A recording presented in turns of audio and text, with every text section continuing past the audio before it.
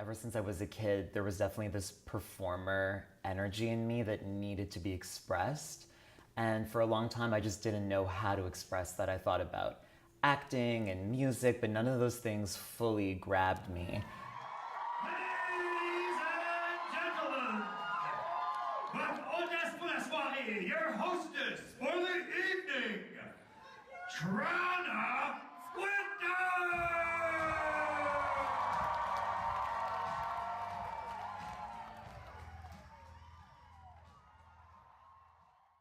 I'm a comedian, performer, writer. That's sort of how I move through the world. From the time that I knew that this was really what I wanted to do until the time that I finally got up and did it, I spent like a year like writing and just sort of like emotionally preparing myself for this new part of my life. It's not necessarily political what I do, but I think obviously the context of what we're living right now it informs my work. It has to. I mean, I feel like right now for someone to get up on stage and like talk about airplane travel would just be like the most ridiculous thing, because I don't think that it's possible to create within a vacuum. And I think comedy especially always reflects what's going on in the culture. There was a part of me that felt, like after, who got elected, that like, what is the point anymore? Like, this is all so superficial. Like, who cares about comedy? Who cares about making people laugh? Who cares about entertainment? But I've seen, in the year that's unfolded, that it's actually more needed than ever. People want to connect. People want to come together, and even if it's just a temporary moment of laughing and just feeling good and feeling connected to people, that actually counts for a lot, because it's those moments that give you the strength to sort of carry through the harder moments.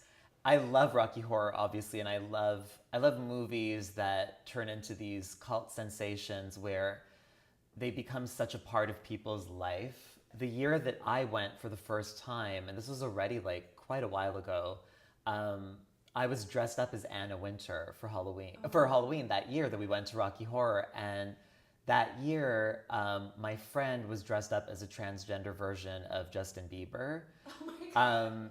And so the whole night we kept calling her Trans Bieber, and then I was like, well, if you're Trans Bieber, then I'm Tranna Wintour, and that's how my name got created, was the year that we went to Rockies. So it has this significance.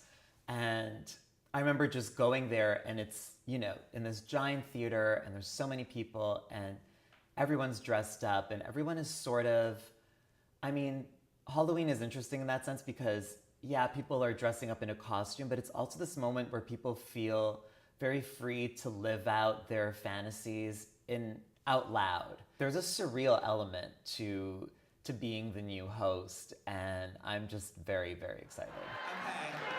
Look, before we start the show, I just want to say that I am so happy that we have finally reached this moment in time and history where straight men are scared to identify themselves in public.